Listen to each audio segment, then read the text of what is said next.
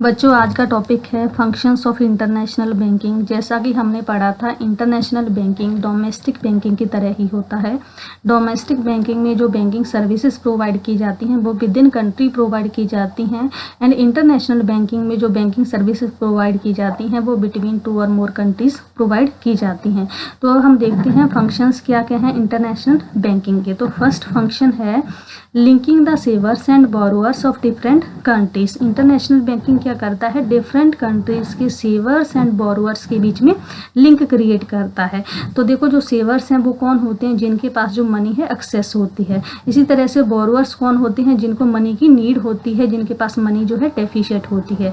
तो इसी तरह से जो सेवर्स क्या करते हैं, एक्सेस मनी को बैंक्स में जमा कराते हैं, और बोरोअर्स क्या करते हैं, बैंक से मनी बोरो करते हैं, उधार लेते हैं। तो इसी तरह से जो इंटरनेशनल बैंकिंग है वो क्या करता है, डिफरेंट कंट्रीज के सेवर्स एंड बोरोअर्स के बीच में लिंक क्रिएट करता है। सेवर्स क्या करेंगे, बैंक्स में एक्सेस मनी जमा कराएंगे, और बोरोअर्स जिनको नीड है मनी की वो क्या करेंगे, बैंक से ले लेंगे।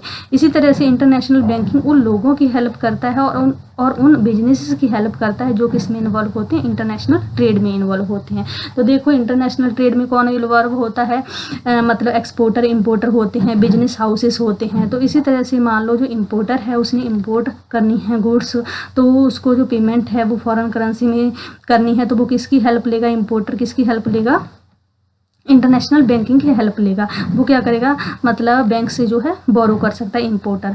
इसी तरह से जो एक्सपोर्टर्स हैं उनको जो है फॉरेन करेंसी मिलती है, तो उनके पास क्या आ जाता है, मतलब पैसा आ जाता है। तो इसी तरह से वो क्या कर सकते हैं, बैंक्स में मतलब सेव कर सकते हैं। इसी तरह से जो बिजनेस हाउस हैं, जिनको मतलब बिजनेस को रन करने के लिए फाइनेंस की मतलब ज़रूरत है, तो बिजनेस हाउस किससे बोरो करेंगे, मतलब बैंक से बोरो करेंगे। तो इस तरह से इंटरनेशनल बैंकिंग जो है उन पीपल्स एंड बिजनेस की हेल्प करता है जो किसमें इन्वॉल्व होते हैं, इंटरनेशनल ट्रेड में इन्वॉल्व होते हैं, और वो बिजनेस हाउस जिनको जो है फाइनेंस की जो है नीड होती है। तो इसी तरह से इंटरनेशनल बैंकिंग क्या बताता है, मतलब डिफरेंट कंट्रीज के जो सेवर्स हैं एंड जो बोरोअर्स हैं उनके बीच में क्या क्रिएट करता है, लिंक क्रिएट करता है। सेकेंड जो फंक्शन है वो है helping in foreign currency exchange rate. देखो, आज के टाइम में जो एक्सचेंज रेट हैं वो फ्लेक्सिबल हैं, मतलब टाइम टू टाइम चेंज होते रहते हैं। तो जो बैंक्स हैं वो किसकी हेल्प करते हैं, बोरोअर्स एंड सेवर्स की हेल्प करते हैं भी एक्चुअल में जो एक्सचेंज रेट है वो क्या चल रहा है। इसके अलावा जैसे इंटरनेट बैंकिंग की फैसिलिटी है, उसके थ्रू भी जो है अप टू डेट जो इन्फॉर्मेशन है एक्सचेंज रेट के बारे में वो सेवर्स एंड बोरोअर्स को मिलती रहती है। थर्ड जो फंक्शन है वो है holding inventories of foreign currencies. भी मतलब जो भी इंटरनेशनल जो बैंक्स होते हैं वो मतलब डिफरेंट फॉरेन करेंसीज की जो इन्वेंट्री है डिफरेंट फॉरेन करेंसीज को अपने पास होल्ड करके रखते हैं। जैसे हम एग्जांपल के तौर पर देखें, जैसे HP जो कॉरपोरेशन है, मान लो वो क्या करता है, एक कॉन्ट्रैक्ट करता है हांगकांग की फर्म के साथ मेमोरी चिप्स को परचेज करने के लिए। तो इस केस में HP कॉरपोरेशन ने कॉन्ट्रैक्ट किया हांगकांग की फर्म के साथ, किस लिए, मेमोरी चिप्स को परचेज करने के लिए।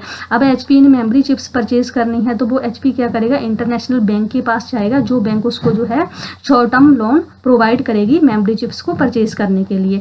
तो इस तरह से जो बैंक्स हैं, इंटरनेशनल जो बैंक्स हैं जो शॉर्ट टर्म लोन प्रोवाइड करेंगे मेमोरी चिप्स को परचेज करने के लिए, तो इस तरह से जो इंटरनेशनल बैंक्स हैं वो किसकी हेल्प कर रहे हैं, HP कॉरपोरेशन की हेल्प कर रहे हैं, किस लिए, मेमोरी चिप्स को परचेज करने के लिए। तो इस तरह से जो इंटरनेशनल बैंक्स हैं वो क्या करते हैं, डिफरेंट फॉरेन करेंसीज को अपने पास होल्ड करके रखते हैं, रिजर्व करके रखते हैं। इसके बाद जो है एक्सेप्टिंग डिपॉजिट्स फ्रॉम सेवर्स। जो इंटरनेशनल बैंक्स होते हैं वो क्या करते हैं, जो सेवर्स जिनके पास एक्सेस मनी है उनसे उनकी जो मनी है वो मतलब लेते हैं, मतलब डिपॉजिट करते हैं। इसके बदले में वो मतलब सेवर्स को क्या प्रोवाइड करते हैं, मतलब गुड रिटर्न प्रोवाइड करते हैं उनकी सेविंग्स पर, मतलब जो इंटरेस्ट रेट चल रहा है उसके हिसाब से। तो इस तरह से ये जो इंटरनेशनल बैंकिंग है वो सेवर्स को जो है डिपॉजिट की जो फैसिलिटी है वो भी प्रोवाइड करता है। इसके बाद है लैंडिंग बोरोअर्स। जिस तरह से बैंक्स जो हैं सेवर्स की डिपॉजिट्स को एक्सेप्ट करते हैं, इसी तरह से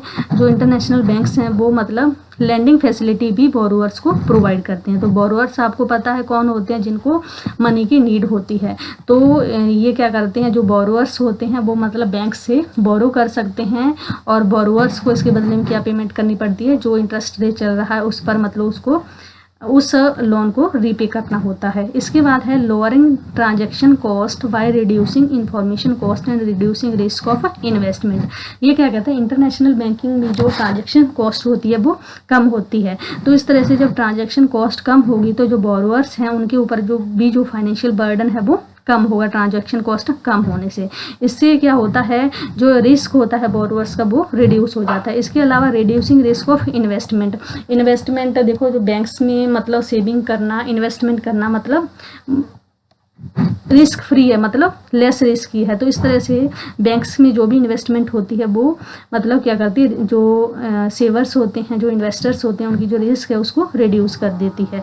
इसके बाद है facilitating imports and exports of their clients and arranging for foreign exchange. जो भी मतलब इम्पोर्टर्स होते हैं, जो भी एक्सपोर्टर्स होते हैं, जो इंटरनेशनल ट्रेड में इन्वॉल्व होते हैं, एक्सपोर्ट इम्पोर्ट करते हैं, तो देखो उनको फॉरेन एक्सचेंज की ज़रूरत होती है। तो इंटरनेशनल बैंकिंग जो है एक्सपोर्टर इम्पोर्टर को एक्सपोर्ट इंपोर्ट करने के लिए फॉरेन करेंसी की जो फैसिलिटी है वो प्रोवाइड करती है। लास्ट है provide consultancy and financing of international trade. भी मतलब जो इंटरनेशनल जो बैंक्स होते हैं वो इंटरनेशनल ट्रेड से रिलेटेड टाइम टू टाइम जो एडवाइस है वो मतलब एक्सपोर्टर इंपोर्टर्स को प्रोवाइड करते रहते हैं।